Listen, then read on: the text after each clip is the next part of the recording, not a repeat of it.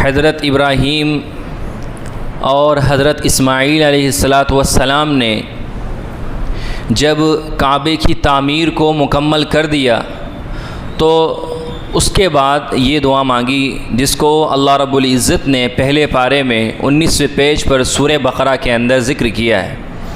اس کا ترجمہ یہ ہے کہ اے ہمارے رب، آپ ان میں یعنی ہماری قوم میں ایک ایسا رسول مبعوث فرمائیے، ایک ایسا رسول بھیجیے جو ان کے سامنے آپ کی کتاب کی تلاوت کرے اور ان کا تزکیہ کرے، یعنی ان کو اچھا بنائے، ان کو سنوارے اور ان کو کتاب اور حکمت کی تعلیم دے۔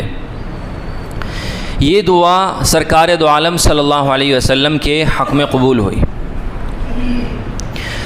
آپ حضرات کو معلوم ہے کہ ربیع الاول کا مہینہ چل رہا ہے۔ ربیع الاول کا مہینہ مسلمانوں کے لیے اس لحاظ سے بہت اہم ہے، بہت امپورٹنٹ ہے کہ اس میں ہمارے پیارے آقا سرکار دو عالم صلی اللہ علیہ وسلم اس دنیا کے اندر تشریف لائے۔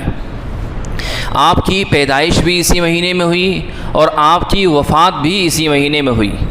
پیدائش کی تاریخ میں پہلے زمانے میں پڑھائی لکھائی کا رواج نہیں ہوتا تھا، تو پڑھائی لکھائی کے لیے ذرائع کسی چیز کو رجسٹر کرنا ہے، نوٹ کرنا ہے، تو اس کے ذریعے وسیع سورس بھی نہیں تھے۔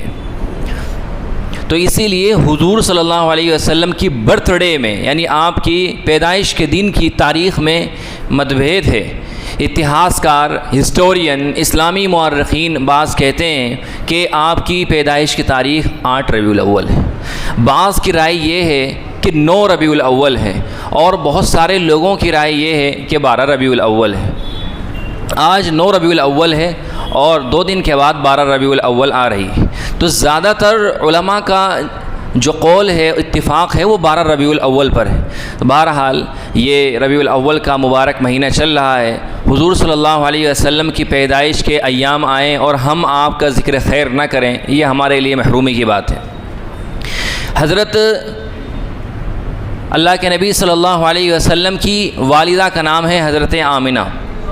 حضرت آمنہ فرماتی ہے کہ جب اللہ کے نبی صلی اللہ علیہ وسلم میرے پیٹ میں تھے، میرے پیٹ میں آپ تشریف لائے، تو مجھے بڑی عجیب و غریب فیلنگس آتی تھی۔ رات میں جب میں سوتی تھی تو مجھے خواب میں نور نظر آتا تھا، زیادہ تر خواب میں نور نظر آتا تھا، اور بڑے عجیب و غریب واقعات میرے سامنے پیش آتے تھے کہ اگر میں کہیں سے گزر رہی ہوں اور دھوپ ہو رہی ہے تو بادل مجھ پر سایہ کر دیتا ہے، میں کہیں سے گزر رہی ہوں، کوئی روڑا، کوئی پتھر، کوئی سنگریزہ میرے پاؤں کے نیچے آ جاتا تو بالکل نرم روئی کی طرح نرم ہو جاتا، مجھے اس سے کوئی تکلیف ہی نہیں ہوتی تھی۔ اور زچگی کے ایام میں جب عورت حاملہ ہوتی ہے، ان دنوں میں جیسے عورت کو پیٹ کی وجہ سے تکلیف محسوس ہوتی ہے، ایک بوجھ محسوس ہوتا ہے، کہ مجھے ذرہ برابر بھی اس کا بالکل بھی احساس ہی نہیں ہوا۔ میں پیڑوں کے پاس سے گزرتی تو پیڑ کی شاخیں جھک جایا کرتی اور وہ مجھے سلام پیش کرتی، اور اس طرح کے خواب مجھے نظر آتے کہ اس میں مجھے سلام پیش کیا جا رہا ہے، کہ اس طرح کے خواب مجھے نظر آیا کرتے تھے۔ میں جہاں سے جاتی تھی تو جہاں سے گزرتی تھی وہ علاقہ خوشبو سے معطر ہو جاتا تھا، یعنی میرے بدن کے اندر اس قسم کی خوشبو پھوٹتی تھی کہ مکے کے اندر یہ شور ہو گیا کہ عبد المطلب کی بہو بہت نفیس اور مہنگے ترین خوشبو اور عطریات کا استعمال کرتی ہے، کہ میں نے کبھی خوشبو نہیں لگایا کرتی تھی، کبھی کوئی عطر نہیں لگایا کرتی تھی، اور مکے کے اندر یہ مشہور ہو گیا کہ عبد المطلب کی جو بہو ہے وہ بہت مہنگے خوشبو لگاتی ہے۔ تو اس واقعے کو جب حضرت عبد المطلب نے سنا تو انہوں نے آپ کی جو دادی تھی ان سے ذکر کیا کہ تم اپنی بہو کو ذرا سمجھاؤ، اپنی بہو کو ذرا سمجھاؤ، مجھے یہ معلوم ہوا ہے کہ وہ ان دنوں میں جب کہ وہ بیوہ بھی ہے اور اس حالت میں بھی یہ مہنگی خوشبو استعمال کرتی ہے، اس کو منع کرو۔ تو آپ کی دادی نے جواب دیا کہ میں نے بھی یہ بات سنی اور میں نے بھی بہت کہنے کی کوشش کی کہ میں یہ بات ذکر کروں، مگر آج کل اس کی شخصیت کے اندر اتنا رعب جاہ و جلال ہے کہ میری اس سے بات کرنے کی ہمت ہی تک نہیں ہوئی۔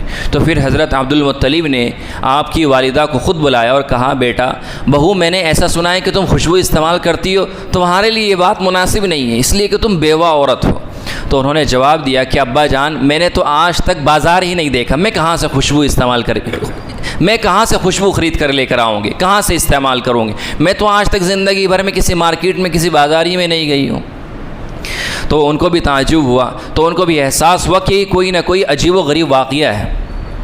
حضرت آمینہ آپ کی والدہ فرماتی ہے کہ جب میں دوسری عورتوں کے ساتھ کنویں پر, جیسا کہ پہلے زمانے میں رواج ہوتا تھا کہ کنویں پر میں پانی بھرنے کے لیے, اپنا ڈول بھرنے کے لیے, مٹکے پانی لینے کے لیے جایا کرتی تھی, تو دوسری عورتوں کو پانی تھا, ڈول سے کھینچنا پڑ رہا تھا. وہ کھینچ رہی ہیں, مشقت اٹھا رہی ہیں.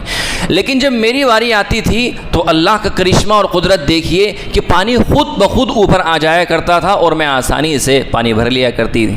یہ سرکار دو عالم صلی اللہ علیہ وسلم کی معجزات تھے, یہ آپ کی برکتیں تھیں, آپ کی رحمتیں تھیں جن کو وہ محسوس کرتی رہتی تھی. بہرحال جب اللہ کے نبی صلی اللہ علیہ وسلم کی پیدائش ہوئی تو روایت میں آتا ہے کہ جب انسان کی پیدائش ہوتی ہے اس کے اوپر کچھ نہ کچھ نجاست گندگی لگی رہتی ہے کہ اللہ کے نبی صلی اللہ علیہ وسلم کے بدن مبارک پر کچھ بھی اس طرح کا اثر نہیں تھا.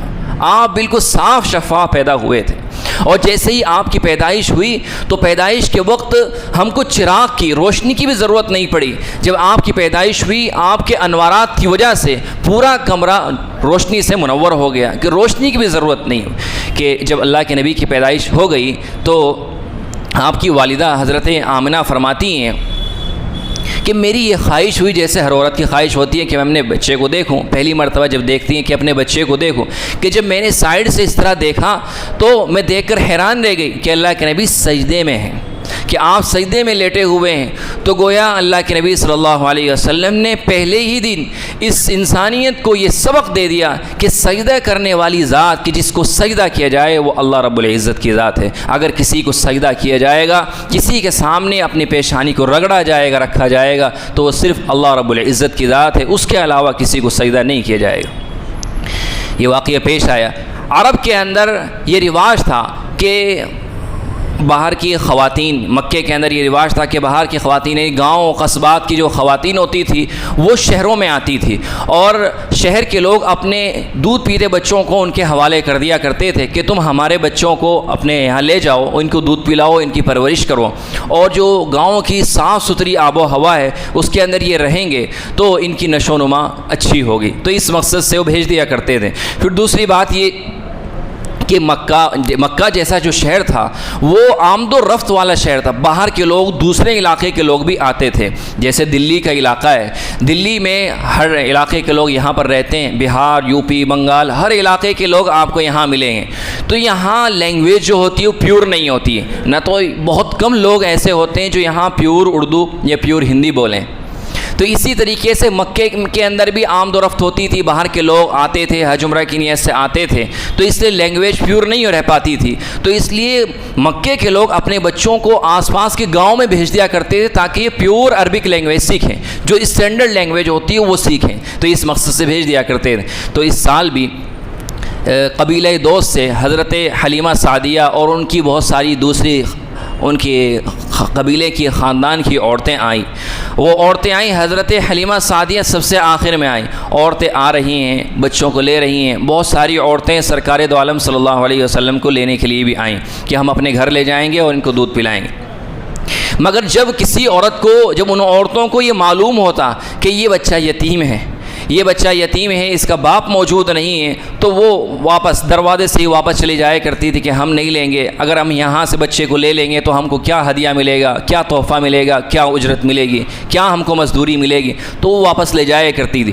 مگر میں یہ کہتا ہوں کہ وہ عورت بڑی محروم القسمت تھی, وہ بڑی بدنصیب عورت تھی کہ جن کے حصے میں یہ خوش نصیبی نہیں آ سکی. آج اتہاس میں ان عورتوں کا کوئی ذکر نہیں. وہ کون عورتیں تھیں, ان کا کیا نام تھا, کوئی ان کا ذکر اتہاس کے اندر, ہسٹری کے اندر, سیرت کے اندر نہیں آتا. اگر کسی عورت کا نام آتا ہے تو وہ حضرت حلیمہ سعدیہ کا آتا ہے. آج کوئی بھی آدمی حضرت حلیمہ سعدیہ کا نام لیتا ہے تو بڑے احترام سے لیتا ہے, بہت رسپیکٹ سے لیتا ہے. حضرت حلیمہ سعدیہ چونکہ دیر سے اپنے گاؤں سے چلی تھی, اس لیے کہ ان کی جو اونٹنی تھی وہ بہت کمزور سی, لاغر مریل سی اونٹنی تھی, بہت آہستہ آہستہ چل رہی تھی. وہ اپنے شوہر حارث کے ساتھ مکے کے اندر دیر سے پہنچی. تو اس وقت تک سب عورتیں جو ہیں, سب خواتین ان کے قبیلے کی بچے لے چکی تھی اپنے دودھ پلانے کے لیے.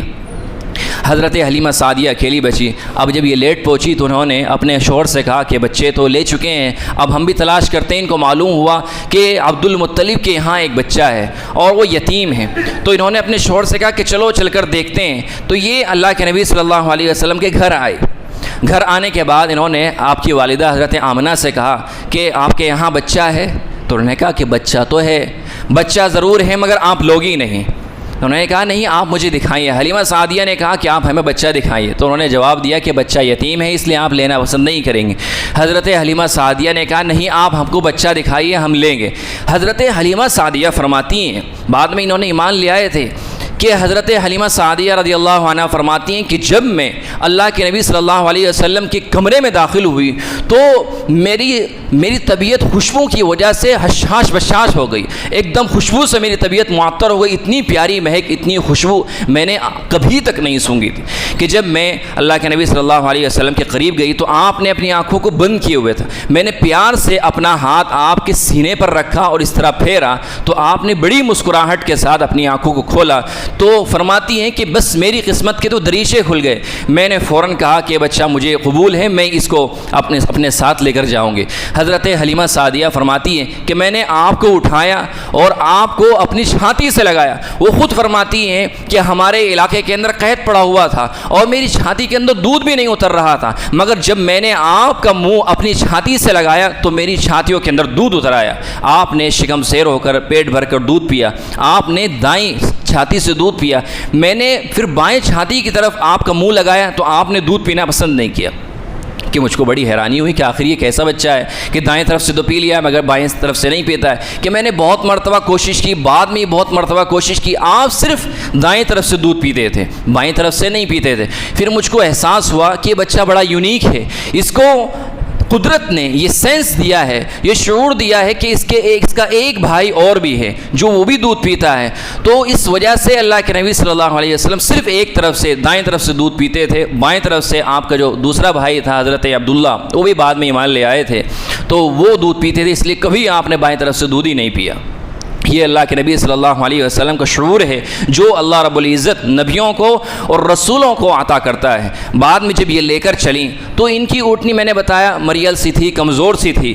اب جب یہ اپنے خیمے میں پہنچتی ہیں تو ان کے شوہر دودھ دہنے کے لیے اونٹنی کے نیچے بیٹھتے ہیں، تو وہ پکار کر کہتے ہیں حلیمہ ہم نے صحیح سمجھا تھا کہ یہ بچہ تو بڑا برکتوں اور رحمتوں والا نکلا، یہ دیکھو اونٹنی کے جو تھن ہیں وہ دودھ سے بھرے ہوئے ہیں۔ انہوں نے دودھ دھویا، دودھ نکالا اور سب نے پیٹ بھر کر دودھ پیا۔ بعد میں جب وہ چلنے لگے تو اونٹنی پر سوار ہوئے تو پہلے حضرت حارث یعنی حضرت حلیمہ کے شوہر بیٹھے، پھر حضرت حلیمہ آپ کو اپنی گود میں لے کر بیٹھی، تو اونٹنی کو اٹھانے کی کوشش کر رہے ہیں، اشارہ کر رہے ہیں، کوشش کر رہے ہیں کہ اونٹنی اٹھے اور چلے، مگر اونٹنی اٹھنے کے لیے تیار نہیں ہے، اونٹنی اٹھنے کے لیے تیار ہی نہیں۔ پھر دوبارہ کوشش کی، مگر اونٹنی اٹھنے کے لیے تیار نہیں۔ حضرت حلیمہ سعدیہ نے سمجھا اور اپنے شوہر کو کہا کہ مجھے ایسا لگتا ہے کہ یہ بچہ ہم نے بیچ میں اور پیچھے بٹھا رکھا ہے، قدرت کو ہمارا یہ عمل پسند نہیں ہے، یہ بچہ بہت یونیک ہے، تو آپ ایسا کیجیے آپ پیچھے، میں اس کو لے کر آگے بیٹھتی ہوں۔ حضرت حارث پیچھے آئے اور حضرت حلیمہ آگے بیٹھی آپ کو اپنی گود میں لے کر، تو اونٹنی فوراً اٹھ کر کھڑی ہو گئی، اور اونٹنی فوراً اٹھ کر کھڑی ہوئی، اس نے مکے کی گلیوں کا چکر لگایا اور یعنی کہ بیت اللہ کا چکر لگایا، وہاں پر طواف کیا، وہاں پر سجدہ کیا، اور سجدہ کرنے کے بعد اب چلنا شروع کیا۔ روایت کے اندر آتا ہے جو حضرت حلیمہ کی جو دوسری عورتیں تھیں جو آئی تھیں ان کے قبیلے سے، وہ پہلے ہی جا چکی تھی، حضرت حلیمہ یہاں بھی لیٹ ہو گئی تھی، اب وہ راستے میں ہیں، حضرت حلیمہ بھی مکے کے اندر، یہ یہاں سے چلنا شروع ہوئی۔ اللہ کے نبی صلی اللہ علیہ وسلم کی برکت دیکھی، آپ کی برکت کی وجہ سے وہ اونٹنی جو کمزور سی تھی، مریل سی تھی، جس پہ صحیح سے چلنا مشکل ہو رہا تھا، وہ اونٹنی اتنی برق رفتار ہو گئی، اتنی تیز چلنے لگی کہ وہ جو ان کی عورتیں کافی پہلے جا چکی تھی ان کو پیچھے کر کے ان سے بھی آگے بڑھ گئی۔ ان کی عورتوں نے، وہ عورتیں جو جا چکی تھیں، جو راستے میں ملی، انہوں نے کہا حلیمہ کیا تم نے سواری بدل لی ہے؟ ذرا رکو تو صحیح، ہماری بات تو سنو، کیا یہ وہی اونٹنی نہیں ہے؟ تم نے کوئی نئی سواری مکے سے بدلی ہے؟ تو حضرت حلیمہ فرماتی ہیں کہ نہیں، میں نے سواری تو نہیں بدلی ہے، مگر سواری کا سوار بدلا ہے، پہلے جو سوار تھا اونٹنی کی جو نکیل تھی وہ میرے شوہر کے ہاتھ میں تھی جب میں آئی تھی، اب اونٹنی کی جو نکیل ہے وہ میرے شوہر کے ہاتھ میں نہیں، سرکار دو عالم صلی اللہ علیہ وسلم کے ہاتھ میں۔ یہ حضور اکرم صلی اللہ علیہ وسلم کا بچپن کا تذکرہ ہے۔ اللہ کے نبی صلی اللہ علیہ وسلم کی پیدائش ربیع الاول کے مہینے میں ہوئی ہے، اس لیے ربیع الاول کا جو مہینہ ہے وہ ہم سب کے لیے احترام کا اور رسپیکٹ والا مہینہ ہے۔ اس مہینے کے اندر بہت ساری بدعات اور خرافات بھی ہوتی ہیں۔ حضور صلی اللہ علیہ وسلم کے نام پر کیک تیار کیے جاتے ہیں اور بہت کچھ کیا جاتا ہے، ان سب کا قرآن و حدیث سے کوئی ثبوت نہیں ہے۔ ہمیں ایسی بدعات اور خرافات سے اپنے آپ کو بچانا چاہیے۔ یہ بڑی عجیب بات ہے کہ لوگ کیک بنا رہے ہیں، بڑے بڑے کیک بنا رہے ہیں، ان پر جو گنبد خضرا ہے، مسجد نبوی کا جو گنبد خضرا ہے اس کی تصویر بنائی جا رہی ہے، اس پر اللہ کے نبی صلی اللہ علیہ وسلم کا نام نقش کیا جا رہا ہے اور پھر اس کو کاٹ کر کھایا جا رہا ہے۔ یہ کہاں کا سینس ہے، کہاں کی عقل کی بات ہے، ہماری سمجھ سے بالاتر ہے۔ اس لیے ان سب خرافات سے، بدعات سے اپنے آپ کو بچانا چاہیے۔ آخری بات، میں اپنی بات ختم کر رہا ہوں۔ آج جو میں نے پچھلے ہفتے بیان کیا تھا وقف بورڈ کے متعلق، آج اس کی لاسٹ ڈیٹ ہے۔ اگر کوئی بھائی ایسا ہے کہ جس نے ای میل کے ذریعے اپنی رائے جے پی سی کو، جوائنٹ پارلیمنٹری کمیٹی کو نہیں بھیجی ہے، یا اس کے دوست نے نہیں بھیجی، یا اس کے گھر کے کسی ممبر نے نہیں بھیجی ہے، تو وہ براہ کرم اسکین کر کے اپنی رائے جے پی سی کو ٹرانسفر کر دے، بھیج دے۔ یہ آخری دن ہے، آج رات میں 12 بجے تک کا ٹائم ہے۔ اللہ رب العزت ہم سب کو عمل کی توفیق دے۔ باہر مدرسے کا جو دروازہ ہے، بڑا گیٹ ہے، اس پر بڑا سا اسکینر لگا ہوا ہے، وہاں سے اسکین کر سکتے ہیں اور اس فوٹو کو لے کر جا سکتے ہیں دوسرے لوگوں کو اسکین کرانے کے لیے۔